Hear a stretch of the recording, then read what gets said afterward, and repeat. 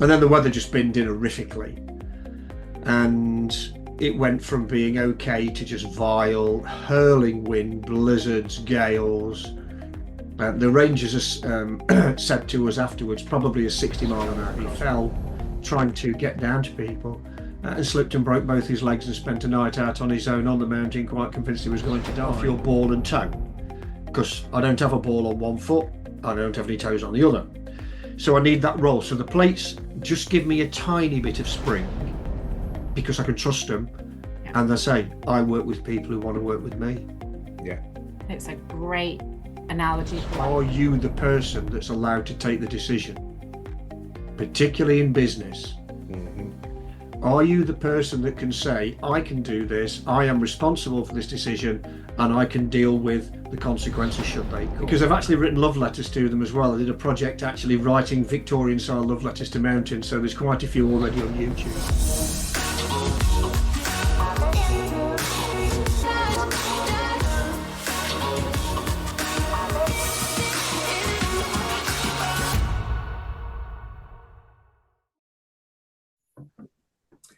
Welcome to the Leading Boldly podcast. I'm Matt Clutterham. And I'm Jenny Jarvis. Today we have an extraordinary guest, an adventurer, a survivor, and a master storyteller who has quite literally faced the coldest, harshest realities on Earth. Nigel Vardy, also known as Mr. Frostbite, is a seasoned mountaineer and explorer. Nigel has conquered towering peaks and extreme challenges, not just in the wild, but in life itself. His incredible journey is one of resilience, courage, and the power of human spirit. After a life-altering experience with Frostbite on Denali in '99, he didn't retreat, he rebuilt, pushing forward to inspire others with the lessons he learned in the most unforgiving conditions. As the author of Twice Bitten and 7 Peaks, 7 Islands, Nigel shares his gripping experiences with audiences worldwide, helping businesses, schools, and organizations master the art of decision-making, problem-solving, and resilience under pressure. His insights have been featured on the BBC, the Discovery Channel, and a host of outdoor and adventure platforms. And now his story comes full circle. In 24, exactly 25 years after the fateful climb on Denali, Nigel returned to the mountain, this time not as a climber, but as a storyteller. Accompanied by a film crew, he reconnected with the rangers, medical staff, and aircrew who saved his life, retracing the moments that changed everything. His new documentary, Frostbitten, is a deeply personal journey of gratitude, reflection, and understanding. Today, we're deep diving into his world, his adventures, his stories, his challenges, and the bold leadership lessons he's gained from the highest peaks and the toughest setbacks. Nigel, I cannot tell you what a pleasure it is to welcome you today to the Leading Boldly podcast. Thank you very much. So I want to dive straight in because we want to get as much out of this opportunity as we can. Me and Nigel met in a BBC Radio Derby get-together at Christmas. And we did. I won't say who, but a few people going, Nigel's a brilliant adventurer, go and have a chat with him. And I didn't need to go and have a chat with him because you came and had a chat with me, and you're a very kind of generous and open person. So when I said, can you come on the podcast? You said, yep, I'm up for it, but I've got a little trip to Alaska first. So we're going to go on to that. Absolutely. But first, take us back to your childhood, Nigel. What was young Nigel like? Young Nigel was very quiet and quite reserved. He grew up locally in Belper in Derbyshire and never really left the town much because I went to school here. My dad only worked in Derby, my mum worked in Belper, but we spent a lot of time outdoors. I had quite severe catarrh from a very young age, and the doctor said to my mum, all the drugs in the world won't help him, Mrs. Vardy. You need to get your son outside into the fresh air, but not in fog, in everything else. And I lost my mum only a couple of 3 years ago now, and I was going through all the paperwork, and she'd still got the little cardboard letter pamphlet from the doctor with all the writing in saying, put your son outside. And I coughed and coughed and coughed. So I didn't want to be indoors. I wanted to be in the open air. We had a great big garden, massive vegetable garden my mum and dad ran, which I spent half my childhood in hiding, pinching veg and all the rest of it with my older sister. But we spent a lot of time in the Peak District as well. It was local.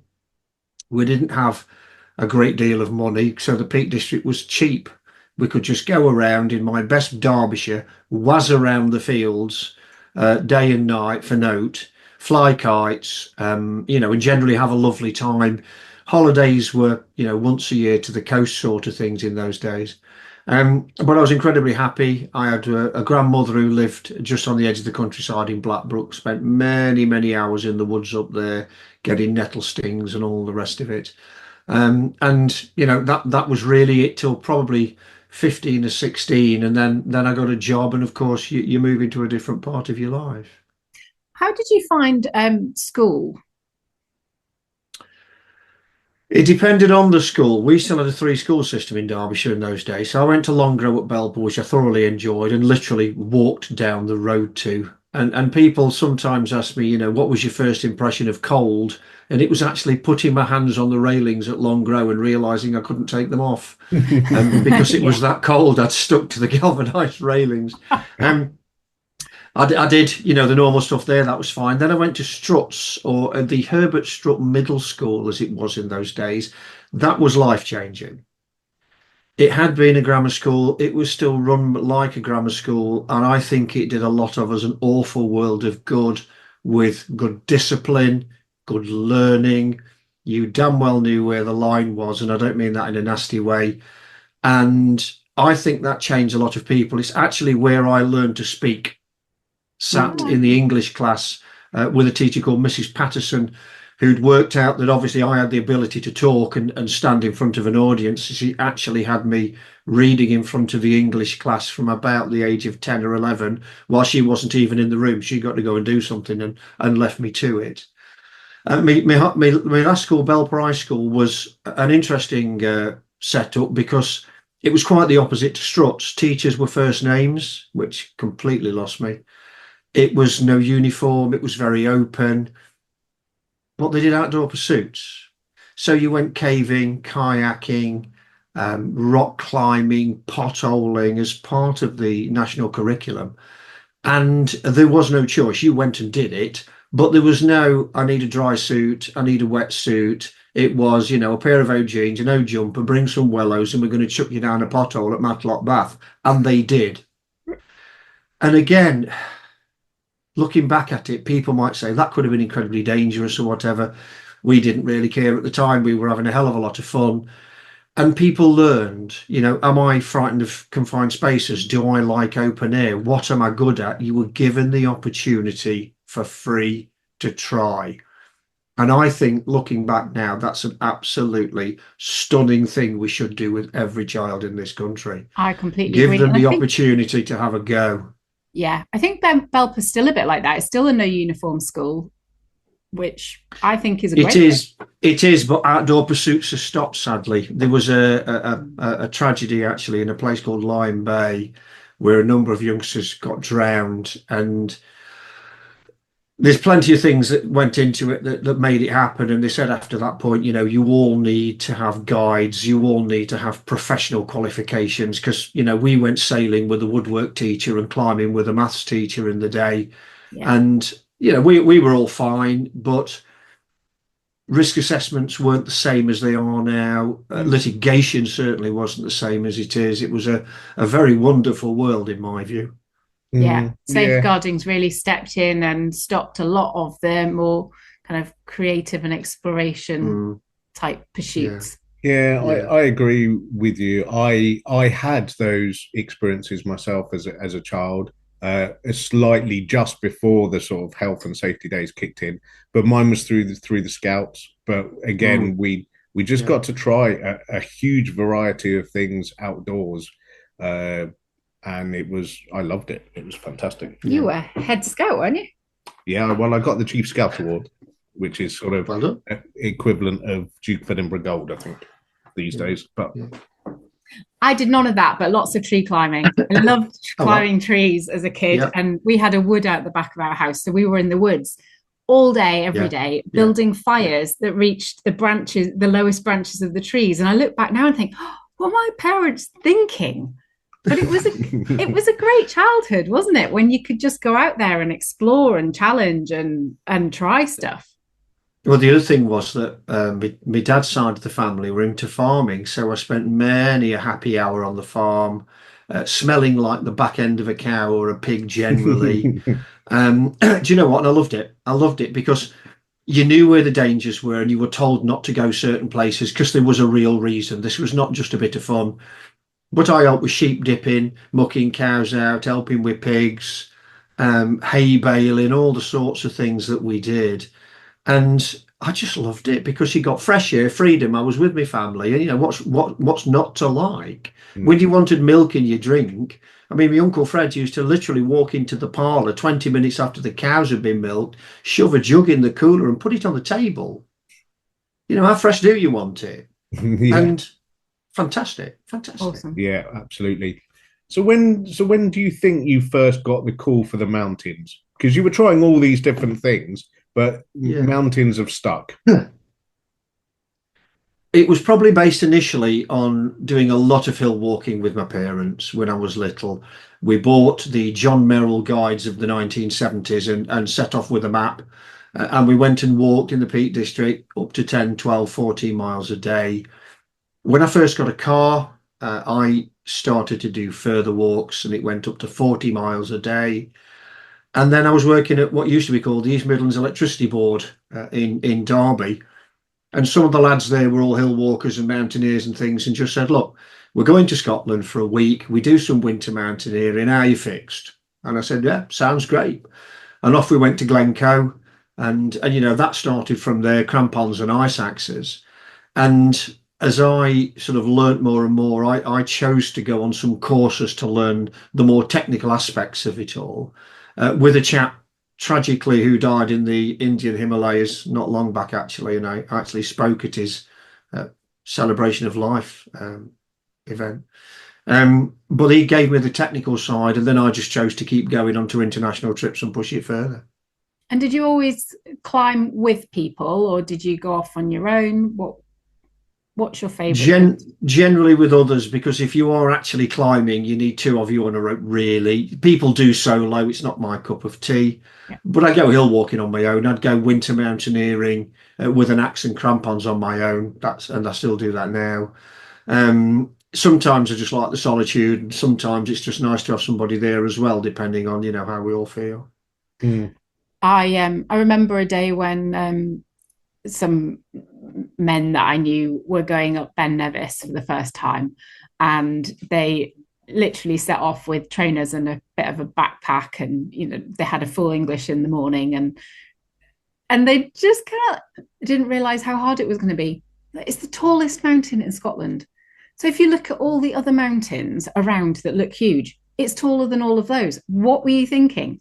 And do you get frustrated by people that do that sort of thing, or do you just think, well, I did that as a kid too? What's your thoughts? A bit of both, really. I mean, we did some things when we went hill walking in the 70s. There wasn't 1,600 million outdoor shops in the high street. There was the army stores and army surplus, I think, and that was about it. So you bought some leather boots and a little rucksack and a woolly jumper and a barber in those days, or a pack-a-mac. And we look back at it now thinking, horrors, but in the day, that's what you got. But it does frustrate me to a degree. I've seen people quite poorly equipped, very determined to go onto a mountain in horrific weather. I can think of an instance only earlier last year. I was in the Cairngorms and there were two lads in this B&B, quite determined they were going to go onto Cairngorm that day.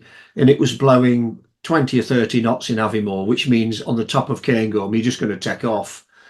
And they were really determined to go. And the landlady and myself were both, I really don't think that's a good idea, lads. Yeah. But, we've driven all this far. We want to go up. Yeah, we want to see you come down in one piece as well. As it happened, the snow gates were closed and they couldn't go. But it does frustrate me when I've seen people very, very determined to go. I have driven 5 hours for this. I'm going. And I'm in mountain rescue. It's not that we don't want you to have a great day and an enjoyable time. We want you to actually think about what you're doing before you do it. And we all get them. I've traveled the world and been half a day from the summit of a huge mountain and gone, It's not happening today. We need to go home.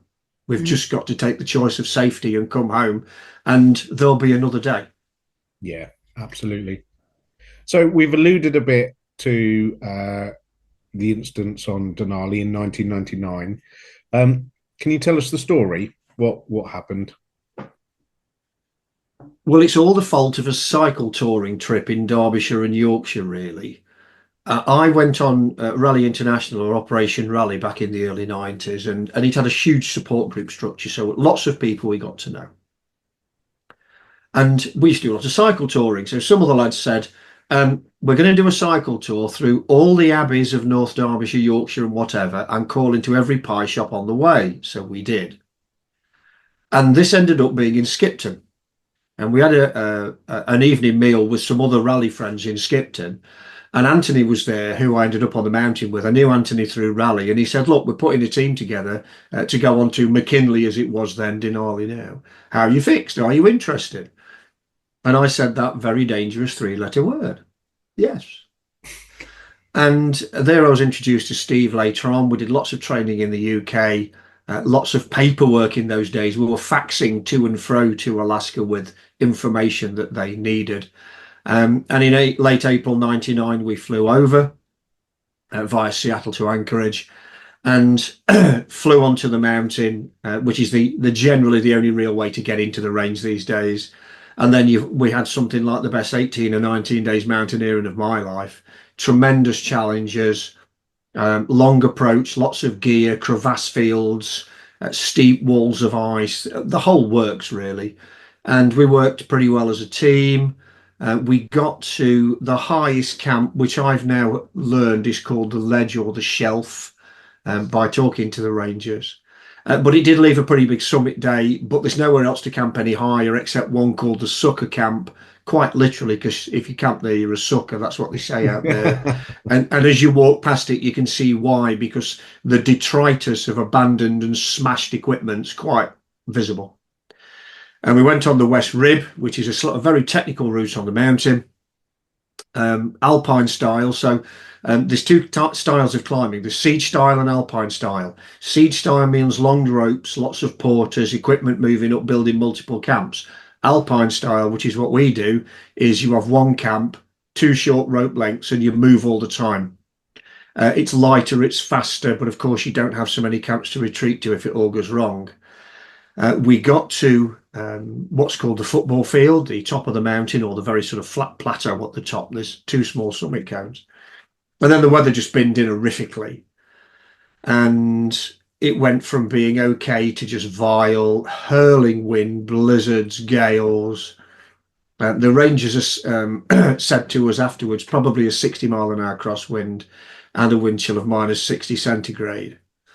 And you don't survive long in that. So that's where we started, taking some decisions very quickly on what to do, how fast or slow we needed to do it, and whether we were going to get through that one night of extreme cold. And was that the change in the weather? Was that completely unexpected? Because, of course, these are different times to now. Now we've got all sorts of apps and technology that tells us stuff. Yeah, we did have a two-way radio. We talked to the rangers, and the impression we got was that the weather was okay. It wasn't going to be a blue sky sunny day, but it was going to be all right. And we just thought, fine, we'll just go and do it then. We've got so far. We'll go and stand on the top, even if we can't see 1,000 miles or 10 miles or 5 miles, and we'll come down, and that'll be that. As you say, when I went to base camp recently, the number of people now that have technology, solar panels, satellite phones, the world's just moved on tremendously in only 25 years.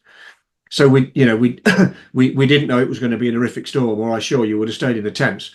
But when you're stuck in it, and you've got to take action. Mm. So at what point did you realise that you were in deep doo-doo? Steve started to get hypothermic, and that's not a very pleasant thing to see. You start to become unresponsive. You get past shivering. You shiver to try and warm up. That's what your body does. Once it decides that's not working, it actually stops shivering and tries to conserve energy the best it can. So people actually think people are warming up, and they're not. They're actually starting to get in a serious position. Anthony and I were also getting cold. Visibility was bad. Excuse me. So we just said, look, we have got to get out of this wind, but where do we go? We can't get down to the tents in all this. What do we do? And we found a crevasse in the base of the summit cone. Now, most people think crevasses are sort of, 50 feet wide and 200 feet deep, and Hollywood people jump over them and miraculously fly. Absolute load of rubbish. They can be that big and that deep. We found one that was literally, I'm going back in memory, only a couple of feet wide, but when you opened it up, there was like a shelf inside, and it went down at an angle. So what we could do is open the face up, get into the shelf, which was quite large. It was certainly big enough for 4 or 5 people. Get ourselves in there, close the entrance up with the rucksacks, and at least then we're out the wind. Because in the wind, it will kill you. The wind chill, and we jokingly say it's a lazy wind. It doesn't go around you, it goes through you. So it draws the energy away. But also, you can't open a bag in that wind. Your kit will go flying. You're screaming at each other to be heard. So at least when you're in a snow hole, I'm not going to say it's warm, but it's better. You can talk, you can take decisions, you can get your kit bags open and think, what have we got? You're not going to take off in the next 30 seconds. Now, it's still a horrible place to be in a desperate time, but it gives you just a few moments of thinking space. Yeah, it's the pause. Yeah. So you're in this, and also hole. A safe environment as well. Yeah, you're in this hole, and Steve's hypothermic. And what's going on with you? Well, all 3 of us huddled up, really, try and keep warm the best we could.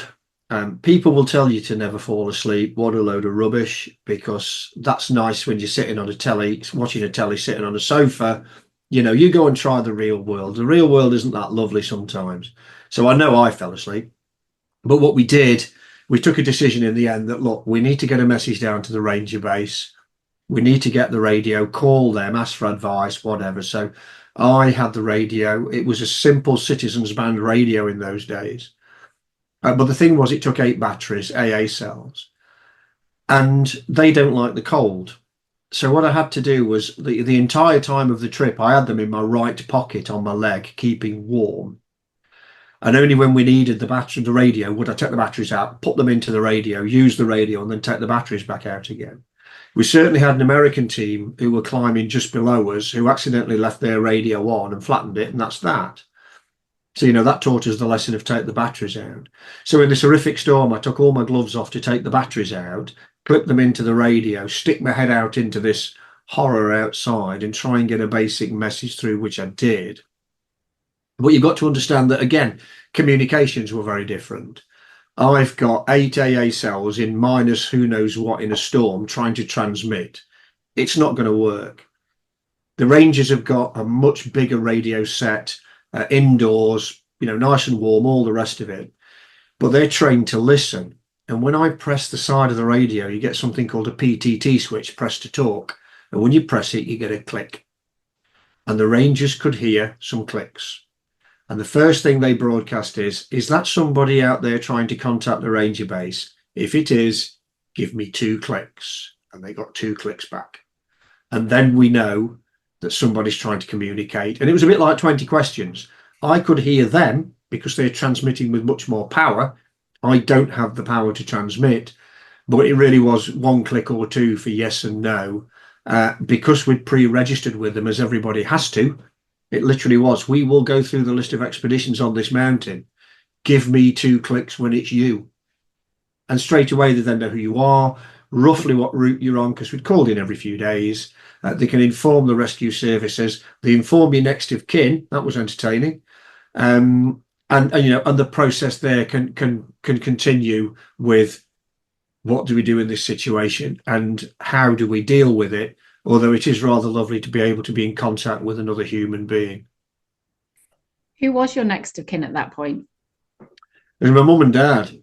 And they got a phone call in the middle of the night, I believe, UK time, or I can't think when it was now, saying your son's on a mountain, is stuck in a storm. It's quite horrific. We don't know anymore. We'll ring you back. That was it. Now, we knew nothing of this. We're on the mountain. We have no idea they've carried these things out. So my poor parents are wondering what on earth's going on. I'm 4 miles in the air in a blizzard, and there's no more information for them at all. How long were you there? Well, actually, in the storm, difficult to say because you don't look at your watch when you're in a major incident. I'd say 24 to 36 hours. Because you've got so much gear on, as I say, you're not looking at clocks. What you're looking at is short-term goals. What can we do in the next 10 minutes? How can we make the situation better? What's made it worse? How do we change? And we did a lot of that almost subconsciously. And I think a lot of that comes from all three of us being people of the mountain, grown up outdoors. You learn a lot of lessons that people can't write on a piece of paper. They can't give you a certificate for it. They can't give you a training course even for some of this stuff. This is what you learn absolutely in childhood and your teenage years by just doing. Yeah, just from experience. Just from experience. And, going back to talking about going out at school into the outdoors, a lot of schools these days, infants and juniors, they send them to a centre for a week. Right, I've ticked that box now. Great, wonderful. Not achieved a great deal at all, really, in my view, except ticking a box. All those childhood experiences were coming out of how to deal with things, making sure simple things like your clips are tied down. Don't get lazy in the, oh, it doesn't matter, because it does. And we spent hours in the snow hole overnight. And the next day, I poked my head out, and it wasn't great, but it wasn't horrific. And we thought to ourselves, look, we're under the ground in a snow hole. Nobody could ever find us. We've got to get on the surface and be visible. And through the message earlier on the radio, the Rangers said, there's nothing we can do for you tonight. We'll put a fixed wing aircraft up in the morning and try and spot you. We've got to be on the top. And that's what we did. It soon, however, became very apparent that I was in a hell of a mess. And Steve actually was considerably better, which I find unbelievable in the mountains, but he was. But I'd sort of taken the baton of the cold on, and my hands and feet and the left-hand side of my face were absolutely frozen solid. In fact, as I got out the snow hole, I put the radio down on the side, scrambling out, and I knocked the radio and it fell down the slope a few hundred feet. And I thought, well, that was silly, Nigel, you better go and fetch it. And there I realised my feet wouldn't work. And I couldn't understand why. I was so close to the problem, I didn't get it. And obviously it became apparent that both my feet, my hands and my face were very, very severely frostbitten. Now, the radio only slid and rolled down the hill a little bit, but what I do assure you is it never worked again. And I felt incredibly guilty that I'd lost the only means of communication we got with the outside world, even though it didn't look broken. I don't know, there was just something, and that was the end of that. But then we took the decision that let's see if we can get back to the tents. Let's see if we can at least get ourselves out of this mess, warm up, sort of our lives out and whatever else. And that was the next mission, really. A fixed-winged aircraft, as I say, had spotted us. We didn't see it, but we learnt this later. And on the attempt to try and walk back to the tents, it became very apparent that I couldn't walk properly, and I was just a real casualty by now. Now, when we climb, we very often rope together. So we'll have a 50-metre rope, person at the front, person at the back has a few laps over the shoulder, and you've got between 10 and 15 metres in between people, just in case you fall down a crevasse, then we can support each other. We took that down to 4 or 5 metres to try and support me and put me in the middle. So I think Steve was at the front, I think Anthony was at the back now, and they're sort of watching me, trying to sort of keep me going. Come on, Nigel, keep it moving, you're okay. But I was just an absolute liability, to be honest. I was falling over left, right and centre. And what should have taken, I don't know, perhaps an hour, 5 and 6 hours later, we've still not done it. And so we got to the top of what we call the Orient Express on the mountain, one of the routes, and we found a big boulder field, and we just hid in the boulders to try and get out the wind. And here Steve and Anthony had a conversation, because now I was so cold, I was going hypothermic and I wasn't cognitively thinking. And the basic decision making came out that Anthony would stay with me. Steve, being the most experienced mountaineer and climber, and he still is, would go off to find help. We knew other people were coming up the mountain in large numbers, but on different routes. But everybody heads for the summit. So he would go around, try and sort of catch up with some of those people and say, look, we've got an issue here. Can you give us some assistance? And Steve went and did that. And Anthony and I sort of sat in this boulder field waiting for 12 hours, 16 hours. It is all a bit of a guess. Until a helicopter did actually appear. A very, very talented pilot called Jim Hood pushed this chopper to its limits. I mean that. And he airlifted myself and Anthony off one at a time on a static line under the chopper. He can't afford to land because he can't take off. There's not enough air pressure. You have to dump all your equipment, all your heavy gear, everything that could cost thousands of pounds, throw it, clip onto the line. And then Jim airlifted myself and Anthony one by one off the mountain down to camp, and then we were flown to hospital. And the next part of life started there. Did you think you were going to die? No, never. No. And I think a lot of that's down to the short-term goal stuff of what are we thinking? What can we do? How can we improve this? And I can remember sitting with Anthony sort of thinking, well, what we're going to be like in the morning, not will we be dead? Yeah. What are we going to be like? And I can't tell you why or how. I just know that that's where we were. But everything sort of went short-term thinking. Yeah, absolutely. And when the helicopter came and took us off, we were quite convinced, we made one of those very dangerous things called an assumption. We were quite convinced Steve had found somebody, they got a message through, the chopper had come, we're all safe. Steve's now got to sort of come down the mountain on his own, grab all the gear and come and meet us, and how wrong we were. Steve had actually never got to help. He fell trying to get down to people and slipped and broke both his legs and spent a night out on his own on the mountain, quite convinced he was going to die. And he was found the next day. And as I learned recently, it was one of the longest haul rescues they've ever done because they couldn't drop him down. They had to bring him right round the range on the chopper, which is just unknown. And he joined us in hospital a day later. Oh, my goodness. Wow. I wasn't expecting that. So, severe frostbite in hospital. You lost several fingers, didn't you? Yeah. Was there any other physical sort of long-term? Yeah, I mean, well, my hands are like this now, so that's it. And you'll notice on this one, I'm also getting arthritis in the thumb, hence the brace. So that's another little journey for me to go down.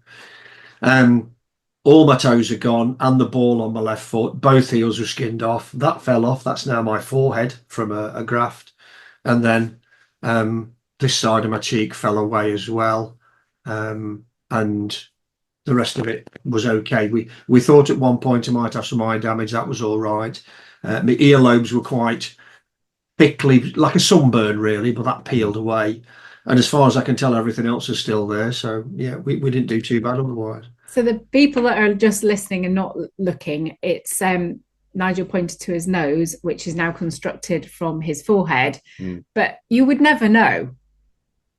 Do you know, the number of people I know in the medical world say to me they did a really good job, Nigel. Yeah. And I do a lot of work in schools, and children look at me and think that's not a real nose. It's fake or something. It certainly is not. Please don't try and pull it. It will not come off.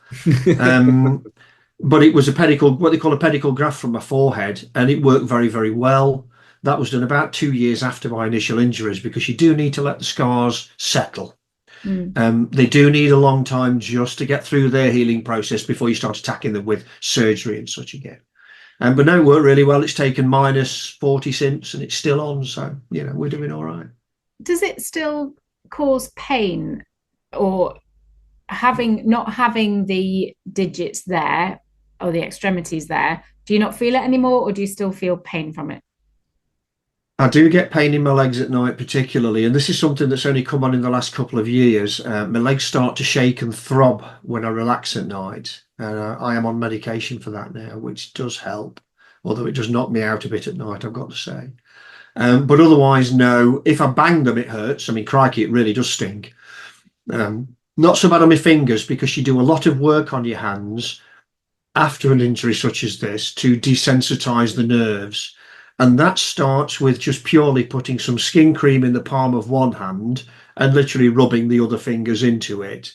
And what you're trying to convince the body of that is that's now the end of my finger. You're trying to teach the nerves. Something I found incredibly useful, which the NHS never saw, or nobody ever saw, I don't think, was I was determined to write things down. I've been a diary writer since I was 14. I've never missed a day, except Wow. for about a week when I had to sleep with my hands in the air, like sort of being crucified every night. It was quite horrible. And I wasn't allowed to use my hands. I was spoon fed. People brushed my teeth. I mean, quite horrible. But I said, I need to record this. So they actually bought a cassette recorder into the room and I recorded all those diaries audibly on cassette. And then when I could write again, I went back to hands, back to writing. But when I got home, I said to my mum and dad, I just want to write, but I don't know. And as it happened, we went to an antiques fair at Buxton and I bought a 1930s correspondence typewriter, which allowed me to write and desensitize the tips of my fingers all in one go, because this is an old mechanical typewriter. You really do have to belt the thing. And it was wonderful because it did physical and mental health in a box that was 80 years old and did a great trick. That's amazing. I love that. And I still have the typewriter even now. I love it. Type away, ding. Wow. This is something I like, electromechanical or mechanical things. I spent all my life in engineering, so I like levers and handles and what have you. But it just desensitized, but I wrote and it achieved everything in one go. Wow. Immense, like physical trauma, obviously. But what were the sort of mental challenges that you were facing, not on the mountain, but afterwards, having to come to terms with everything that had happened and what life looked like now? I think a lot of it was, we gauge a lot in this world on what we look like. People's perceptions of us are based on the immediate view of you. And I was really concerned because initially I was let out of hospital on half-day visits, but I'd still got frostbite or I was still very scarred in the face. And I very openly thought at the time, who is going to ever love a man that looks like this? Who is ever going to want to know a man who looks like he's had the backside kicked out of him? And there was a lovely physiotherapist who's an old friend of mine, actually would take me out in the wheelchair, and she was tremendously supportive.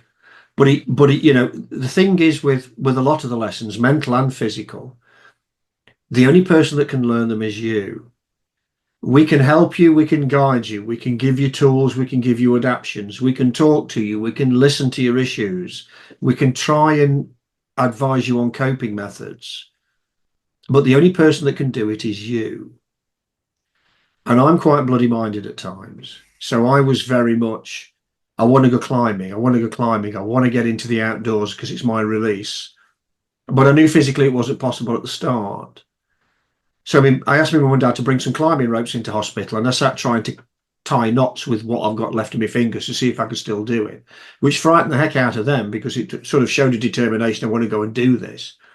But by being back outside and being back in the open air, I could let a lot of that pain go.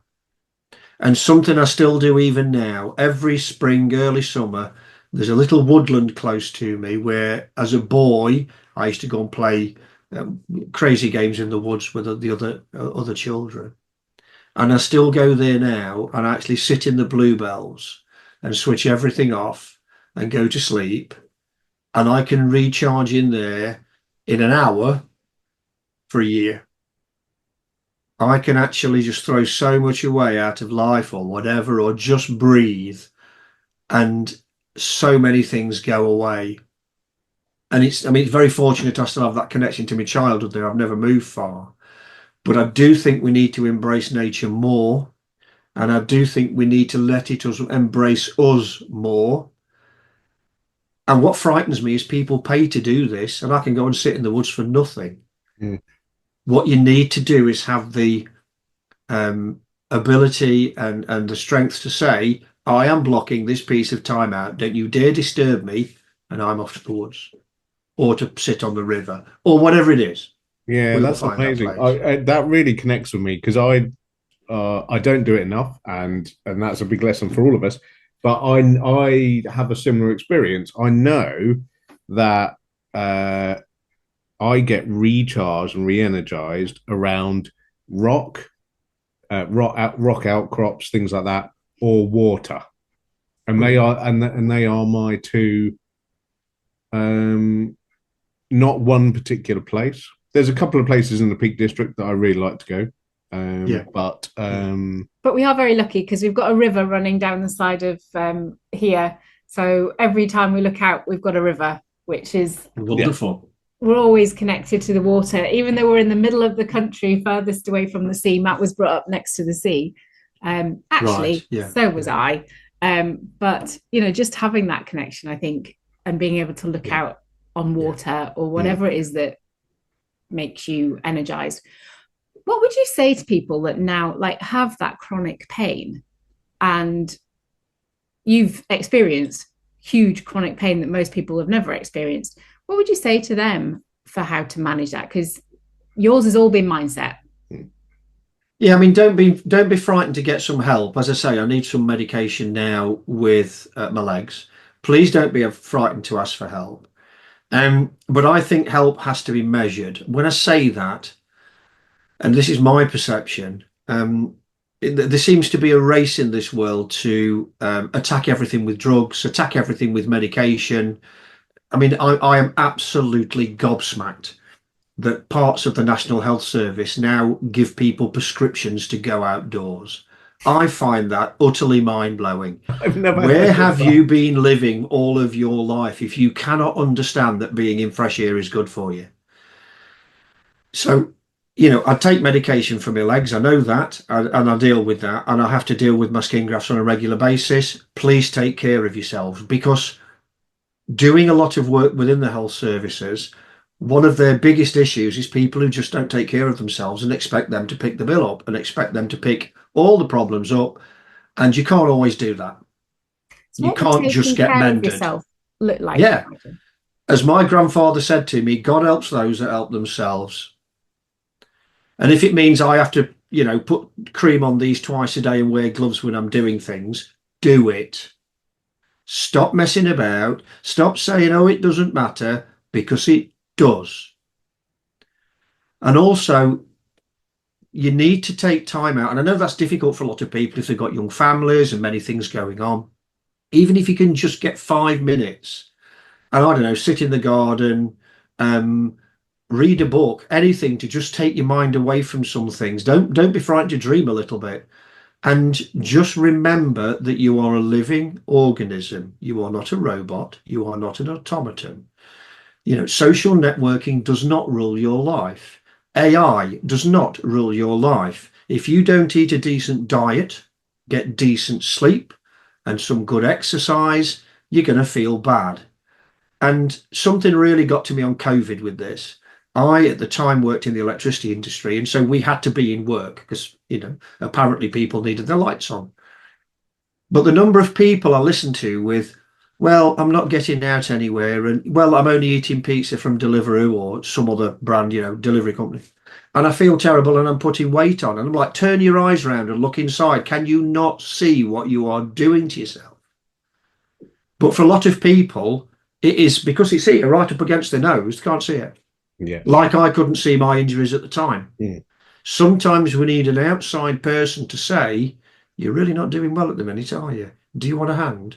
Do you need some guidance? A good friend, a partner, a husband, wife, whatever. But don't do the sort of, I'm not going to listen to you because I know my life. We all need input. We all need people there to advise, and they shouldn't be frightened to say things either.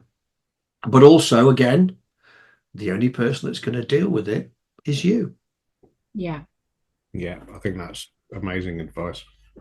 So in life and in business, when people come up against hugely life-changing things like that and challenges, they tend to avoid that activity again.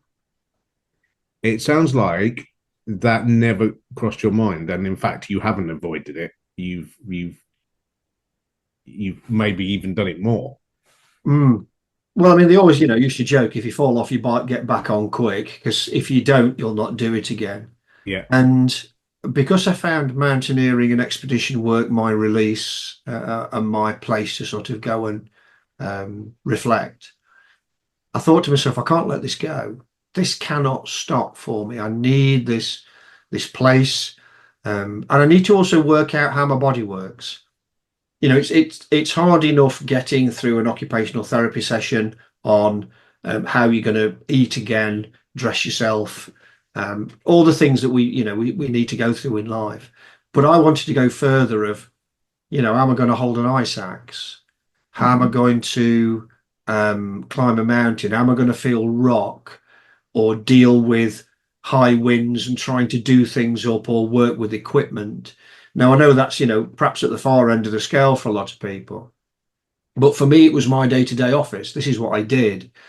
And, we have people in hospital, they go through some terrible trauma. And I often think you're discharged to be functional. Well, that's lovely. I don't want to be functional. I want to be different. I want to be able to, I don't know, somebody might say, I lost a bottom of my foot and I want to learn how to ride my motorbike again. There are ways to do things. Not everything is possible, but there are ways to do things. And I just thought I want as much as my old life back as I can get, although I do understand things have changed. But I have, as you say, then gone on to do a heck of a lot more expedition work. I stayed 38 years in professional engineering as well, and sort of merged those. And I just wanted to get the best I could out of this life I've got, because when it's over, it's over. Hi, so we just wanted to stop the podcast for just a few seconds to introduce you to our HQ community. It's for bold solopreneurs and small business owners who are tired of doing things on their own, because let's face it, success is a team sport. We've got a great community already together of brilliant people. They are kind, they are interesting, they are knowledgeable, and they are already supporting each other. What we've seen in the group in just the last few weeks has been really incredible. So if you want to join us, it is the place to be. Find out more and join now. www.qbranch.consulting/HQ. Remember, success is a team sport. Now back to the podcast. Do you need anything to help your feet balance when you're climbing the mountain? Talking about learning about your body. It's a difficult one, Jenny. In my shoes, I do have like a Kevlar footbed, which springs a little. So when you walk, and you'll think about this the next time you walk, you tend to roll your foot down and lift off your off your ball and toe. Because I don't have a ball on one foot, I don't have any toes on the other. So I need that roll. So the plates just give me a tiny bit of spring, and then I have a molded footbed that goes in. I've done by a professional podiatrist, and that helps me support my feet in different ways and give me some padding.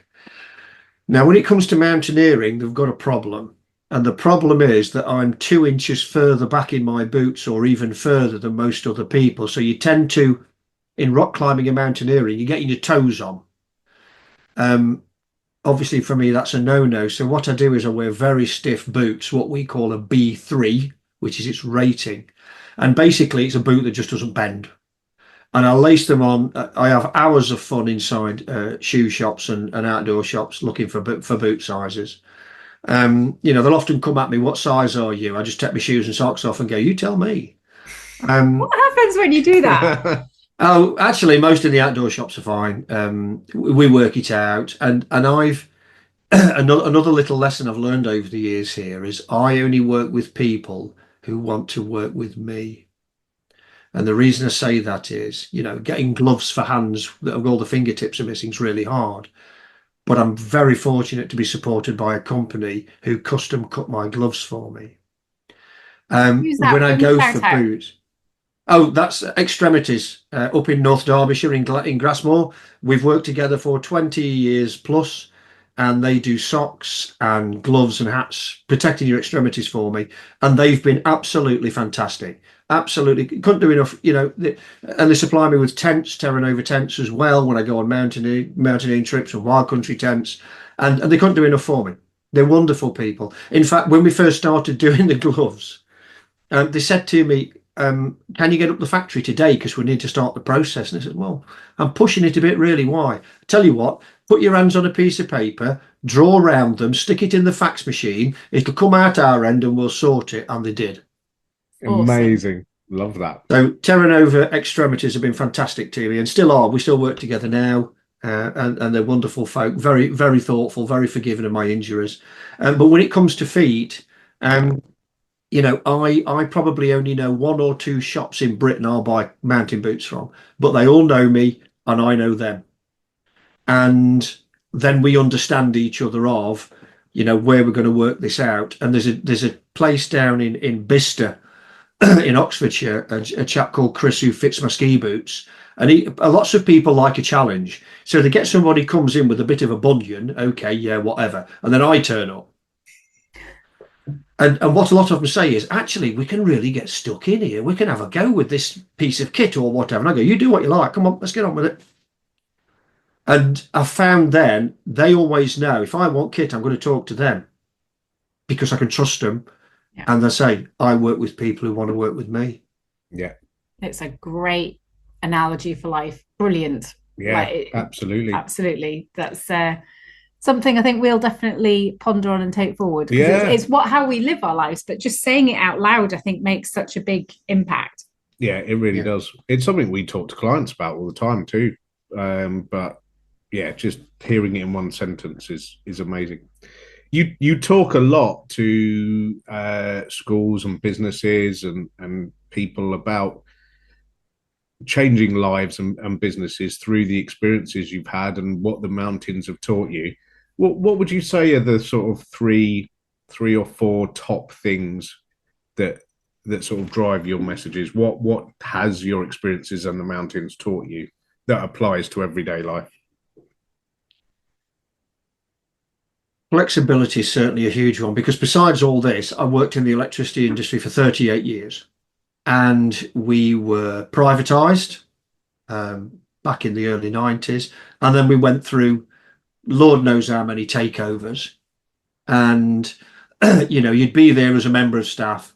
And what we learned, and I'm not trying to be unpleasant to anybody here, what we'd learned is a lot of people will come in with a lot of words, say a lot of things, and then not do it. Or they give people lots of promises, and then in 2 years they've been bought out, you've been taken over again. And everybody expects you to take that on as if it was yesterday and today and nothing's changed. You've got two choices here. You can be flexible and say, look, it's a takeover. There's nothing I can do about it. This is senior management and lots of billions of pounds and all the rest of it. I am another, this little cog down the bottom. So I either accept that, I work with it, I move on, I work with my career, or I leave. Yeah. I've worked with people who have been grumbling for years about, I hate this company, this, that, and the other. Well, you've got another choice. Yeah. The issue you've got, however, is where do you go? Because in my field of electrical engineering, which is utilities and supplies, it's not a massive market. We're quite specialist. And I also worked in a control room, which again is even more specialist, controlling the grid. But you've got two choices. And I would say to people, you need to embrace change because it's happening. But every day, even if you don't see it, it is happening. You can't live, you know, like a dinosaur forever. You might want to, but the world moves on. So either take that change and move with it, and things will keep changing and buyouts will keep happening. That's the way of the modern world. You know, I did 38 years in the same business. I know a lot of people now would have had 6 or 8, 10 different jobs in that time. You know, prepare to be flexible, prepare to look at things. Something else I would also say, though, is don't work too long. I retired at 54. Now, I know a lot of people say to me, that's far too young, Nigel. Okay, we can all have an opinion and we can all have a point of view. But from the age of 18, I invested and I put money away and I'd never touched those investments for 30 something years. And I put a little bit more in, a little bit more in. I was young, I was working hard. I've always been of the view, well, if you don't see the money, you can't spend it. So I put money away, even though I was paying for all my expedition work, because I've never been sponsored as in financially for expedition trips. But you need to know when your time's right. I used to work with people who, and don't get me wrong, they probably love the jobs, but they were always there saying, I'll stay another year so I'll get 50 quid on my pension. Yeah. What are you doing? Yeah. I'm not trying to be unkind. If you're that worried, and some of these people I work with are on big money, and the trouble is then that's all they saw was money. There is so much more to life than money. And as soon as you can find happiness with the amount you have, go, in my view. Because only recently we had a guy I used to work with for years died at 53. Yeah. And I'm not trying to, make people feel sad. This is the reality of the world you're in. Mm. If you need to work, you need to work. Hopefully you get a great deal of enjoyment and engagement out your work. I certainly hope you do. But there is a time to say, thank you very much. It's been a pleasure and I'm off. And I think that's a great lesson. But also, on top of that, you've got to have a purpose after you've left. Yes, And I think absolutely. that's where people fall down, because they think, well, what am I going to do after that? I won't have a purpose anymore. So therefore, I'll keep working.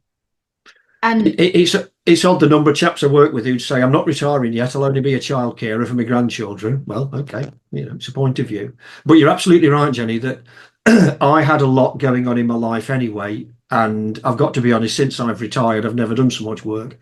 But it's my work on my time, on my scales, at my speed. And don't get me wrong, I really enjoyed the job I had, controlling the grid, worked with some fantastic people. But you do need a purpose, because I can remember working with people many, many, many years ago who retired at 65 because you had to then. You got your state pension. And you'd say to them, so then what are you going to do with your retirement? Well, I'll tinker in the garden a bit and I'll read the paper. And they were dead in 2 years. yeah, You've got to keep your mind and body really active. Yeah. I agree. And I've seen that happen with family members too, where they've just busted on and on and on. And as you say, for that extra pension, that extra couple of years. And then all of a sudden they retire and they're not there anymore. And their wife usually is sat there going, what was I sat at home waiting for all these years? I was waiting for the retirement, and that's not there. And then their purpose is gone too, because they were expecting this thing that they kept being promised for decades that was going to happen one day with their lovely partner. And all of a sudden their lovely partner's not there anymore. Yeah. As my grandmother used to say, shrouds don't have pockets. Yeah. I had a client once who we were working on a lifestyle that they wanted, but they weren't doing it because it might cost this and it might do this. And I said to them, so if you're not here anymore, will your wife go and do that thing without you? And they went, yeah, they will. Because the wife had been nagging them for 10 years. Within 6 weeks, they had completely changed their whole life. And that person says to me, Jenny changed my whole life. It was just that one question. Will your partner do that without you if you're not here? Well, actually, yeah, they will. So why aren't you living that life? You better get on with it then, hadn't you? Because absolutely. The clock does not stop going round. The earth does not stop turning. We do not get any younger.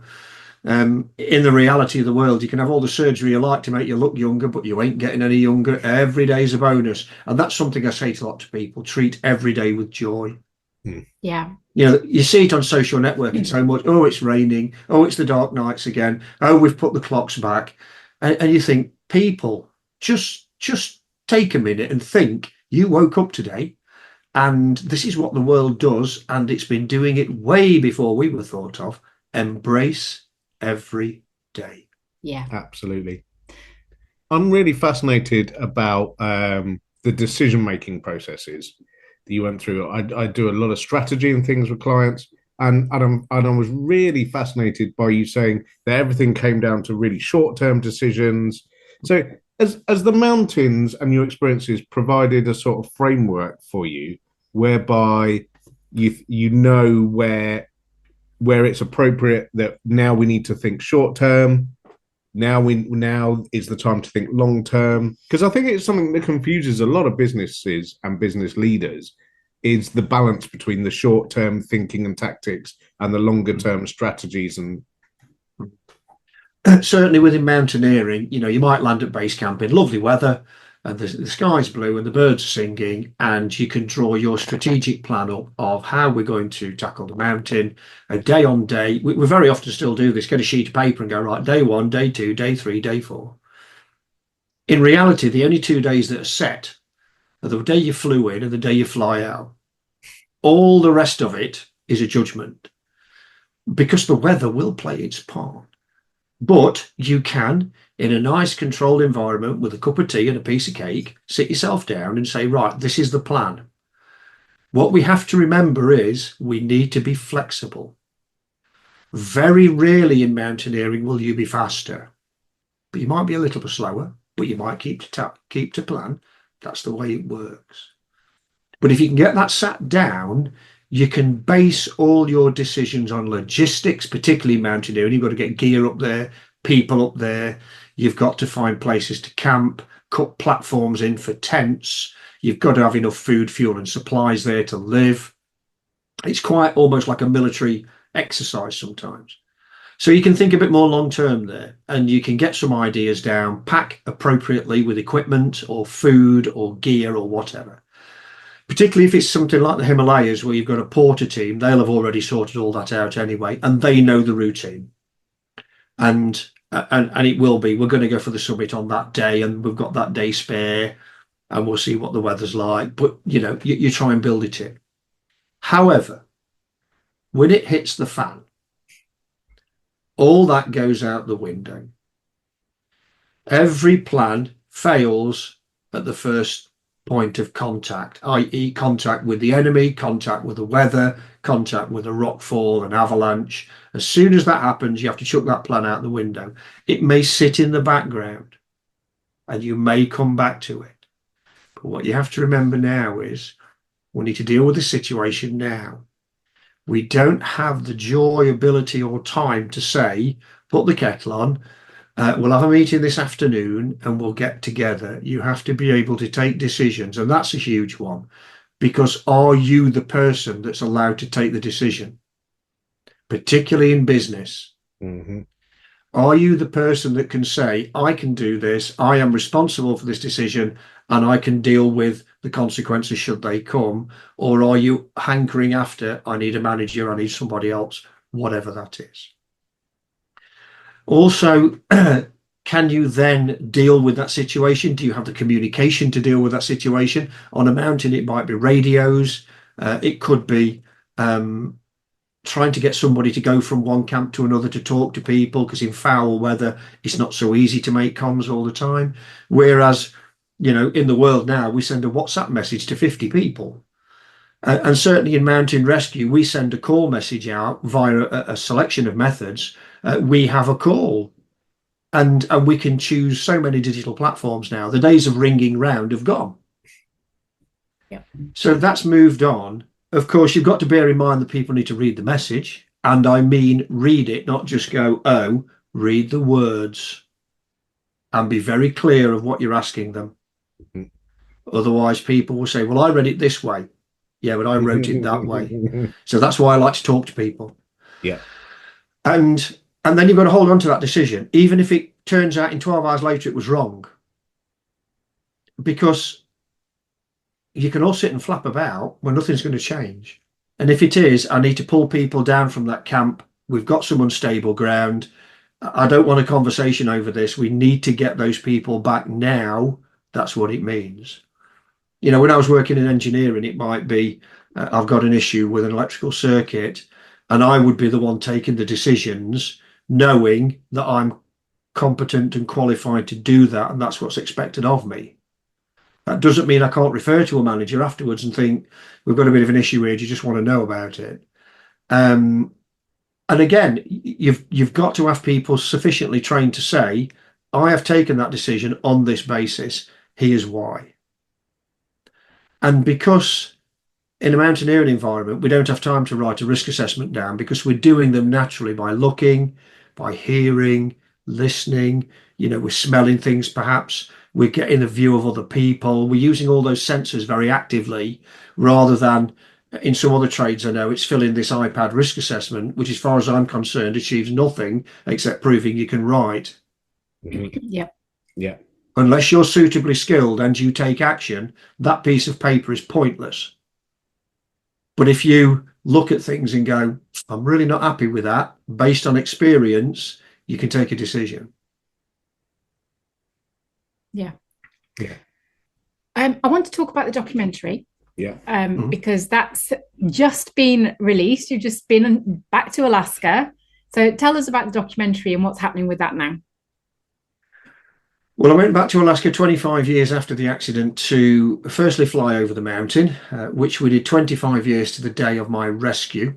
In the end, I wanted it the day before, but as ever, the weather's in charge. But we did do that. We do appreciate what the elements can do. But also it was to meet some of the people that I genuinely owe my life to. One was a gentleman called Darrell Miller, who was one of the rangers who rescued me off the peak, who's now living in Anchorage. And what a wonderful gentleman to talk to. Sadly, Jim Hood, the helicopter pilot that actually saved us, is no longer with us. But we spoke. Darrell filled me in with so many things about the rescue I never knew about. Because again, when you're the casualty, you're too close. You're sort of farmed between people, and eventually you end up in medical care. Met up with a lady called Connie Jensen, who actually treated me in the hospital 25 years ago, and can still remember putting the epidural lines into my spine after they talked to a hospital, I believe in Finland, for advice, because this technique that they use with 2 epidurals had never been used. And I apparently was the first person they ever tried it on. So meeting Connie, and I actually bumped into Connie only recently again, and Darrell, while we're back in Alaska only a few weeks ago. And also to talk to other rangers. There was Annie, the lady who was actually the base camp manager while we flew onto the mountain. She's still there. And to talk to lots of other people, Roger Robinson and 1 or 2 others who were based around the area at the time, knew about the rescue, or people that were told about it, and to speak with the people of what's called Talkeetna air taxis, so they fly you in and out. And we put all that together from an Alaskan side. We then combined that with a British side. So we've talked to my sister Amanda, who flew out to Alaska to bring me home. Rosie Gullop, who was one of the occupational therapists who treated me, my partner Helen, who's put up with me for the last few years, and frostbite experts and people in the field. Chris Imray, who's a frostbite expert, and we've molded the story around it. So it's not just about me, it's about a community of people. They often say that everybody needs a village, a child needs a village to bring them up. And, I can't get through this on my own. This is a huge support structure. And we've put that into a 43-minute piece that it still makes me cry, even though I've seen it a few times now. And I find it a very reflective piece, which we are now taking to the world's film festivals. We've got, I think, 31 to enter. We've taken it into the first 6 or 7. And the target then is to get it on streaming. And see where the world takes us from there, really. Is there anywhere that people can watch it, or are you waiting for those kind of deals to come through? It's already on the London Mountain Film Festival website. That's you pay for a pass for the festival, and you can watch Frostbitten as well as many other films. and there we're going to go, because I've got a lot of years of experience in the mountain film festival trade. I've worked at the Kendall Mountain Film Festival for about 14 years now. So we're going to take it around those style of festivals and others, because there are many things we can take this project to. But the other thing is to get it on streaming, so basically anybody in the world can watch it. And I have a particular thing about skill sets. So the film crew know about filming, but I don't. I know about mountaineering. So the guys at Retro Cassette, who are the film company, I said, you deal with the filming, you tell me what you need from me or how you want to film this. I will not interject and tell you I think that's wrong, because I have no area of expertise in that. Mountaineering, however, that's my area of expertise. And I know through a lot of other filmmakers, you'll get some people that can be quite pretentious on well, you got my wrong side. I want it shooting from here. And my view is that's not my skill set. If I need people with a particular skill set, I will employ them to do it. And that could be in management, it could be in filmmaking, it could be, I don't service my own car. I get somebody with a particular skill set. I don't do my own boiler. I get somebody with a particular skill set. And so they really enjoyed the project because most of the time they're doing a lot of sort of corporate event work and filming of events. And all of a sudden it was, do you want to come to Alaska and fly across a mountain range? And then it was, we're dropping everything, here we go. So they did and did a fantastic job. And I was out there only recently with Dave, the producer director, because we opened the Talkeetna Ice Festival. And Talkeetna is the little town you fly from to get to the mountain range. Now they have an ice festival, and we actually opened the film at the ice festival in front of the people that made it happen. Oh, wow. Amazing. How did that feel? It was very scary to start with because, in a different country with different people, I didn't even know if anybody was going to turn up. I knew the product was good. Well, I hoped it was. And I knew there was a lot of excitement about it. In the end, they were bringing chairs in. They couldn't get enough people in this building. It's an old aircraft hangar they use as an arts centre come theatre. And it was rammed. And we got one of the rangers, Roger, to open up for us. And also, what an audience outside of Talkeetna won't understand is many of the extras we have in the film are the people of Talkeetna helping us out. So every time one of them came on the screen, there was a huge cheer and a roar. And we did Q&A at the end. And then one of the great things that happened to me in hospital, if you can say that, was that a friend bought me a membership of the Malt Whisky Society, the Scotch Malt Whisky Society. And I've been a member now 25 years. And everywhere I travel, I take a really good bottle of the good stuff from the society. And I said to everybody, when this is over, and we'd been doing ice carving, by the way, there's an ice carving competition I had to go at. We're going to go into the ice park. We're going to empty this bottle into lots of glasses, and we're all going to toast each other's health under the stars, surrounded by ice. And that's exactly what we did. Sounds magical. Yeah, it was a pretty special day. It was a special day.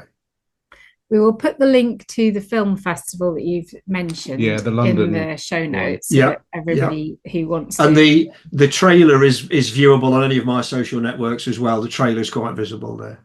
Great. We'll do that too. What's your favourite mountain? Well, there's his question. Because I've actually written love letters to them as well. I did a project actually writing Victorian style love letters to mountains. So there's quite a few already on YouTube. Denali has to be up there, even though she did try to kill me. She, a bit like I think you said earlier about Snowdon. When you drive on the road to Talkeetna, you go over a rise and there's just this thing. There it is. And it's so much bigger than anything else. The Matterhorn's pretty special. There's one or two in South America. I've just climbed, really dotted places all over the world. There's a very beautiful one in northern Norway that anybody can walk up that just overlooks the fjords, and they're sort of magnificently blue, and the hills are just covered in snow. And it's another one of those places. It's just like, just leave me here. I'll die happily now, actually. It's just great. So I don't want you to die happily right now. Well, I'll try my best, but there's such a feeling of peace up there. Yeah. That you're going to make a book of your love letters. I tried to at the time actually, and I couldn't get anybody interested. So what I did, and this happened in COVID, so we're all stuck in our houses. I actually read every one of them to camera, and they're already on my YouTube page. Every letter. And something else I did, it was 21 years to the accident, or 21 years to the climb. So I actually got my original expedition diary out, and every night read the day, 21 years to the day of what happened to us on the mountain, 4 successive days every night, and published all those on YouTube as well. Amazing. We'll put the link to those in. That'll keep us busy for the next while. Absolutely. Yeah. Absolutely. Before we wrap up, what's one lesson from your story that every leader needs to hear?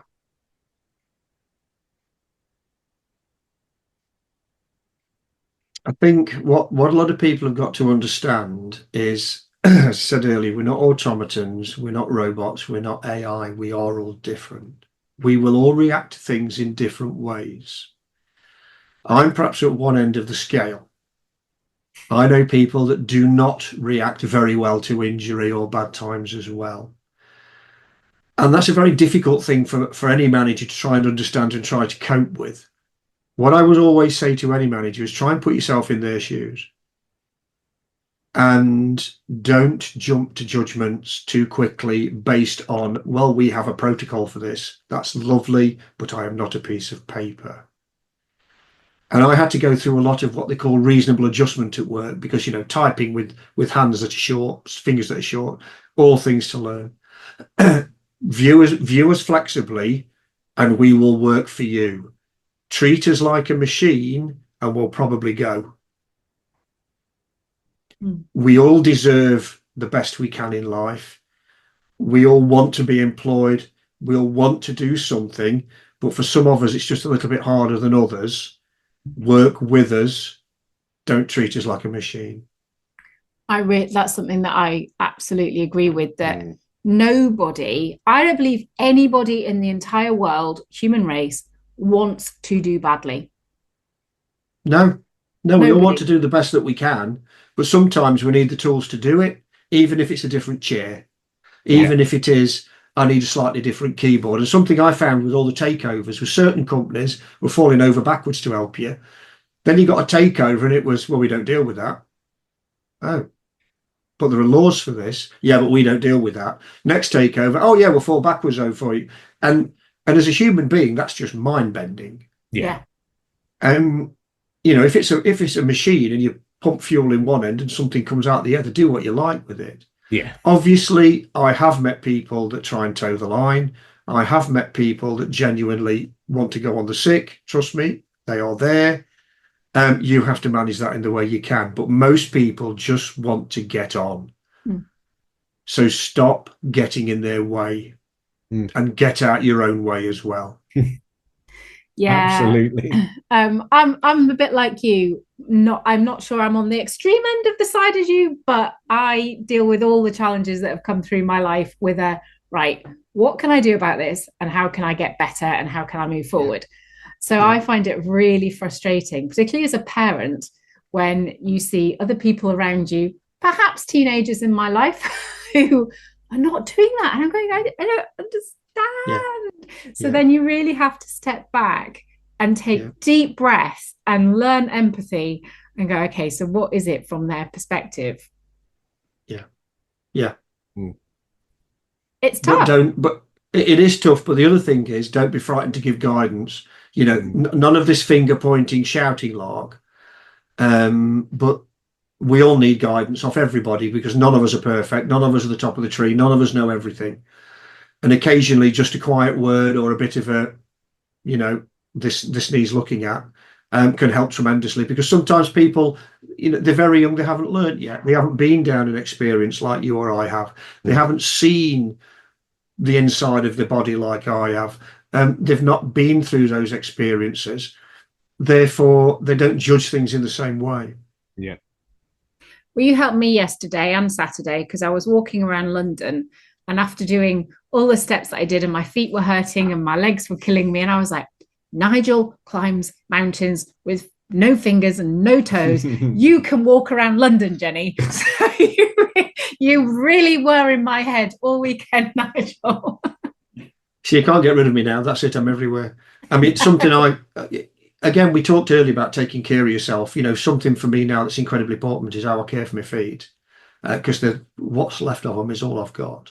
Yeah. And so for me, footwear, the way I place my feet, the way I walk, for me, standing still is really painful. It's the walking. So when I get into airports, I'll be the one sitting till the very end of the queue because I ain't standing for 45 minutes when they say we're boarding because it really hurts. But it's just having that gauge of, I know my I know where I can go these days. I know how far I can push things. So and I went to Alaska. I had 18 hours at home. I went skiing in Italy. That wasn't quite the plan. We got delayed coming back from Alaska. But last week in Italy skiing, it was, you're tired, don't be silly. Don't come home with a broken arm or something like that. You're tired, just rest, have a nice time. There's no need to ski all day and night like you were 18. Just have a lovely time. And that's what I did. And you have that same thing with your feet, don't you? Yeah, I do. I was born with twisted feet, so it's it's been a journey of overcoming that for me, and just learning to work within the parameters. Yes, of course. Sometimes you need to push yourself, and sometimes you don't. Sometimes you just need to listen to what your body's saying. Yeah, and I think people judge you as well. I can see your hands. I can't see if there's anything wrong with your feet because you've got shoes on, so you're normal. Yeah. Yes. The other thing people don't see is the hours you have at home with your feet up in pain, knowing I overdid it today. They never see that. All they see is I saw you walk down the street. Yeah. You've got that today, haven't you? Your feet are because we've pushed it. The last week or so is we've been heavy on it, and today I'm suffering a bit, and that's how it is. You need to start looking after these bits. But again, I was talking to someone that Matt has known for years and years, and I mentioned it because we were talking about babies and things that happen with babies, and I said, "Oh, did you Matt's feet being born? They were backwards."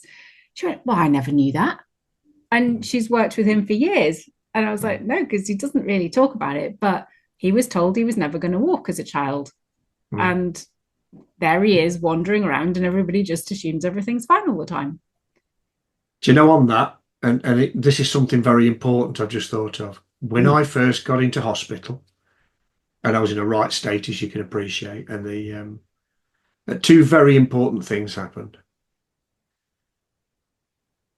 They put me in a bed because we got in early hours of the morning. They put me in a bed, and the next morning, this huge Alaskan nurse appeared. This guy with a big beard, big hair, massive bloke came in and very quietly said, "Mr. Vardy, would you like a bath?"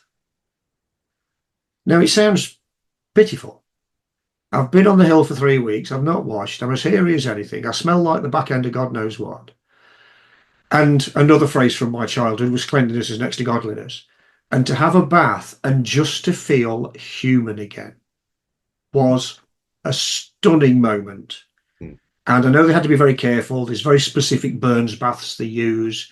But to actually have clean hair and not smell, and you're beaten up, but to feel part of the human race again is an enormous moment. But the other one was a gentleman called Dr. Mills, who's sadly not with us anymore. And Dr. Mills walked into my room, again, day or two after my accident, spitting image of Father Christmas.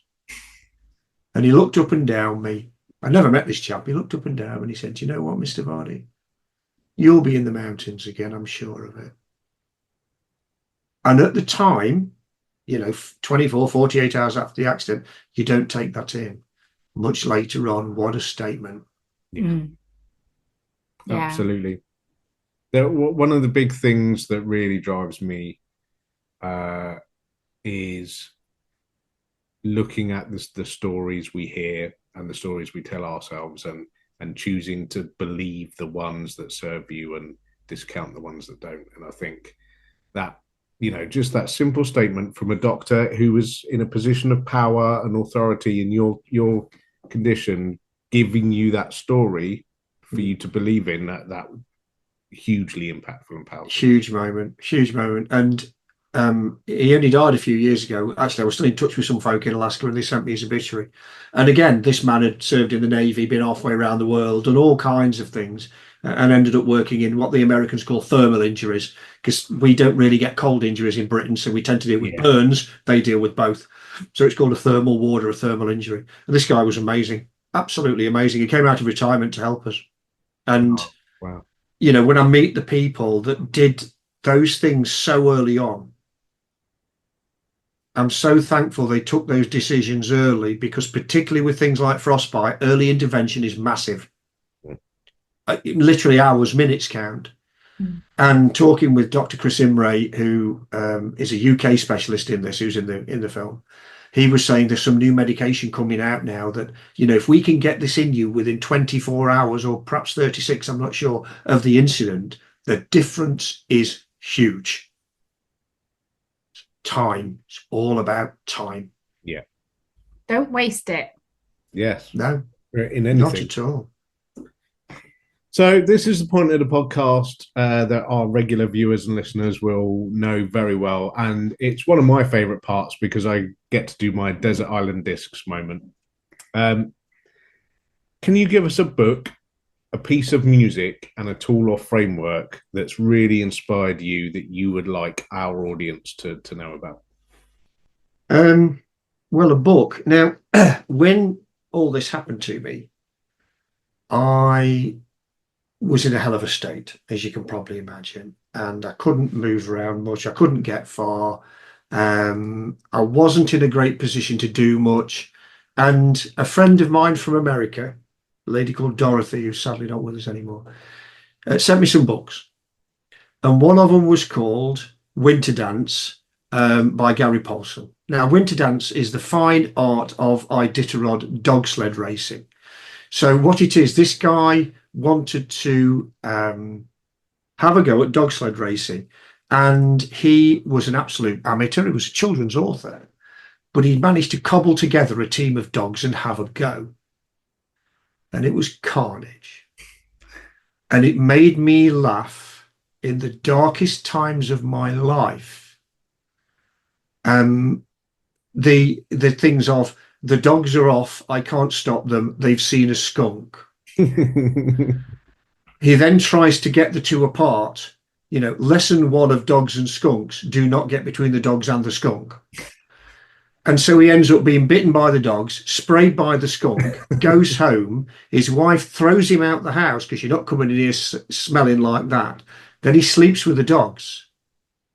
And that's critical, because then they work out who alpha male is. It's a stunning, simple, written by a children's author, but oh God, it made me laugh. That sounds great. I'm going to that sounds brilliant. And the Iditarod's this famous dog sled race in Alaska, and he hadn't got a clue. Everybody gave him the dog they didn't want, and the dog would eat each other and bite each other and hate each other because and it's just carnage. But a really lovely book. As for a song,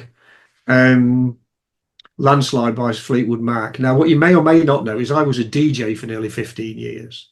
Oh. And I've recently got back into my vinyl. All the disco kit's gone, but I kept all my vinyl, and I love disco in all of its hideous forms. And when I was DJing, house music came out as well, so I dealt a lot with that. But I've been a Fleetwood Mac fan for many, many years. I saw them live, Lord knows how many times. And this song usually brings tears. And it's not just about because there's mountains and a landslide in it, Nigel, so you're a mountaineer. What I would say to people is listen to the words. They're really quite touching. And the live version with Stevie Nicks is unbelievable. It really, really is. The reason it's big to me is I actually want it playing at my funeral. And, I'm a big classical music fan, and I like tradition, I like churches, I like organs. This one's for me. And then people, when they listen to the words, they'll realise why. It's on my top 5 list too. Is it? Yeah, I was asked to send 5 songs to a radio show that I was on. We didn't get to listen to them all, or this one, but this was on my list. Yeah. Because it's a stunning words. song. Yeah. And as for something for... Go on, sorry. I'm going to just sidetrack slightly. Did your love of music play a big part in your recovery? Oh yeah, absolutely. Yeah. I mean, I've got earbuds in at the minute because we're doing this on Zoom. I very rarely wear any kind of, I grew up in the days of the Walkmans, but I like singing along in my head to myself. Mm-hmm. And because I've listened to so much music over the years, I'll just pick something up. I'll listen to a radio in the morning and get something in my head, and that'll be it. And I'll be singing away quite happily in my own little world for hours. I still appreciate new music, but I'm still a bit of an 80s boy, really, bit of 90s. In fact, now I've got back from Alaska and Italy, and I've got a few weeks at home. I was considering getting the vinyl back out for a bit, so that'll be the next You know, you can't be bit something really quiet and thought-provoking like Boogie Wonderland by Earth, Wind and Fire at top volume, Yeah. just to frighten the neighbours. And as I say, if you've seen the films, any film that penguins can dance to is good enough for me. I mean, Yeah, you know, I'm there. I'm absolutely there. that's brilliant. I find it fascinating how the common things that seem to heal us as humans is the outdoors and nature and music. Because they're all sensory. I think They're all sensory. Touch is another one. When I lost all my fingertips, actually touching something and another person, that was huge. Not knowing I wasn't pushing too hard or missing, or because I've lost that very delicate sense of touching my fingers. And that was a huge moment for me. That's amazing. And as for business, what I would say to a lot of business people, and my management never liked this, was work slowly, but work meticulously. When the chips are down, and they very, very commonly were, it's very easy to rush in, not think, crack on, and miss things. Or to make simple mistakes because you're not looking and thinking properly. My view was, in a safe environment, and with it being an electrical environment, it has to be safe. I would slow down and think everything through as I was doing it. And because I was instructing people at the other end of a phone to do things, I would instruct them a little slower because they were probably rushing around as well. We make sure the communication's good. We carry out what we need to do, and we bring that instruction back. And I found by doing that, you actually work quicker. Because you don't trip over and go, oh, I missed this. And in a safety environment, you just can't do that. Yeah. And I also used to say, if you need a cup of tea, go and have a cup of tea, take 10 minutes, get your head straight, come back to me. When I could hear people rushing in their voices, I used to stop them. Because we can't risk the danger. And as I said to a lot of younger people I used to train, be meticulous, be thorough. If it's a little bit slower, no problems at all. Because the first time you run in and you make an error, who's going to be responsible? We've interviewed several people on this podcast who have said, if you want quicker success, slow down. Yeah, absolutely. Yeah, and every time. And it's every time. It's kind of the more haste, less speed message, isn't it? It's the same thing. It is. You can't get everything right the first time, but you can do a hell of a lot better than rushing. Yeah. We get people all the time so frustrated because it's not happening quickly enough. It's not quick enough. It's not quick enough. It's not working. It's not working. Just give it time. Yeah. Yeah. I mean, come on. How many of us grew up with dial-up internet? And you used to see the egg timer of death going round for half an hour. And now people are complaining if it's not there. And, the movie I'm watching stuttering slightly. Expectations change. But the fact is, learn some patience. Yeah. One of my grandma's sayings that really stuck with me always, but probably because she said it to me so many times, was, Matthew, Rome wasn't built in a day. No, and it's true. Yeah. But look at politicians, look at the TV, look at the media, look at social network, and it's all speed, speed, speed, speed, speed. Yeah. Just stand back a little bit and go, off you go then, because I ain't joining you. See you.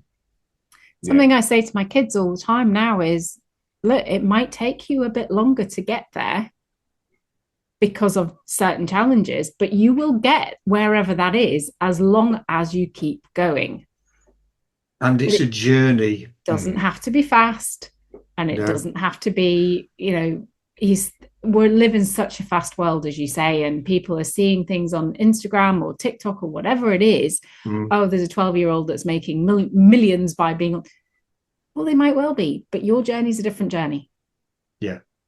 The other two more framework is, as I've done, buy a vintage camper van, spend the rest of your life trying to keep the thing going, and know that you're going nowhere more than 60 miles an hour.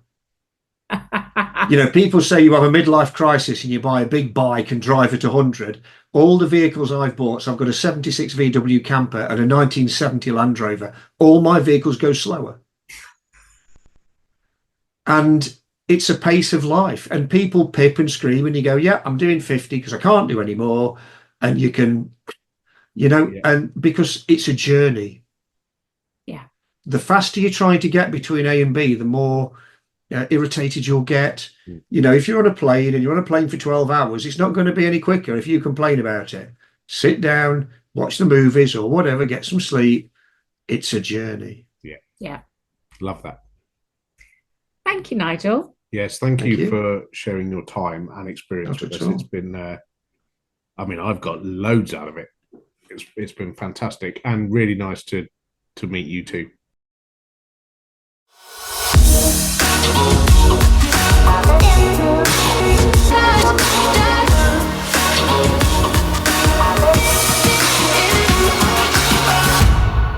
Oh, Jenny, your life's just one big drama. This was what my auntie said to me, and it inspired me to put all my dramas in one book.